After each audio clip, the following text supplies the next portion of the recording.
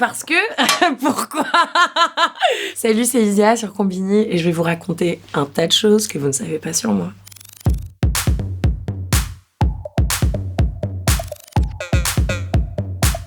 J'ai écrit ma toute première chanson, j'avais 13 ans, j'étais en 3e et c'était une chanson qui s'appelle Life is Going Down. Donc quand on a 13 ans et qu'on écrit des chansons comme ça en général, c'est que ça va pas trop. Je séchais pas mal l'école, je comprenais pas ce que je foutais là en fait. Et donc j'ai commencé à écrire mes chansons, à monter mon groupe et j'ai fait le printemps de Bourges à 15 ans et le lendemain matin, j'arrêtais l'école pour me consacrer à la musique et je suis partie en tournée avec mon groupe dans l'école de la vie, de la route en Kangoo et c'était vraiment le meilleur collège de ma vie. Parce que... Pourquoi? Alors, parce que j'ai une passion pour les comédies musicales. J'étais très amoureuse, et je le suis toujours un peu secrètement, de Jane Kelly. Et du coup, je me suis mise aux claquettes pour me rapprocher un peu plus de l'amour de ma vie, qui était mort 10 ans auparavant, évidemment.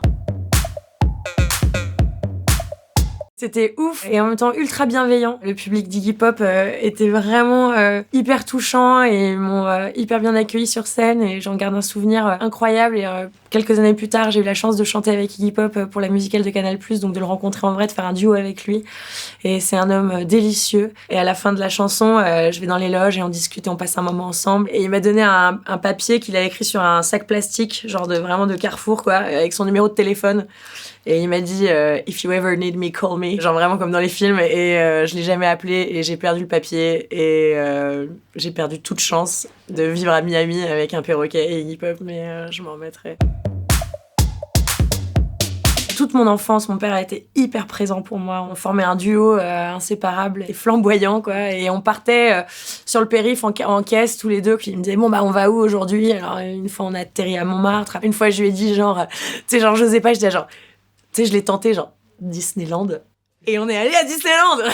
C'était fou. Mon père il n'arrêtait pas de voir que le capitalisme qui gangrénait les rues de Disneyland Paris, alors que moi je pensais qu'à la petite sirène, quoi. Je lui ai écrit une chanson là.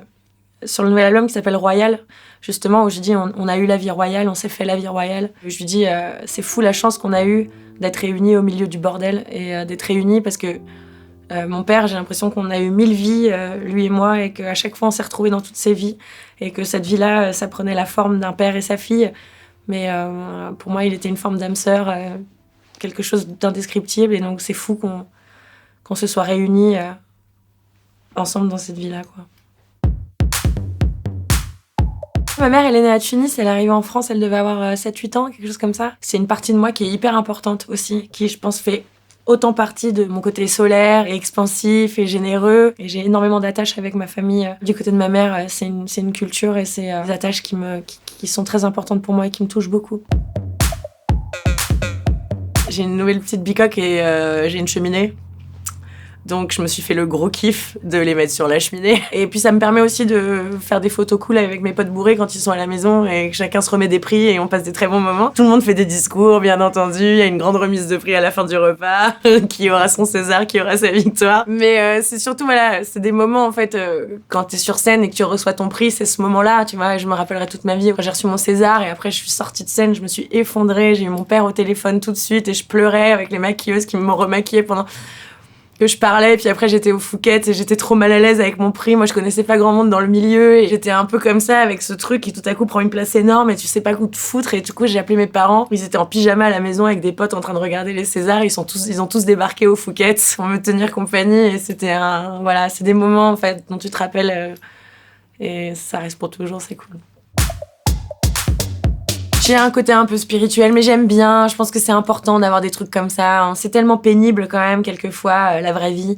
C'est quand même chouette de se rattacher aux astres. Moi, je suis balance, ascendant cancer, lune en scorpion. Et apparemment, les lunes en scorpion, c'est les sorcières. Autant te dire que ça m'a plu.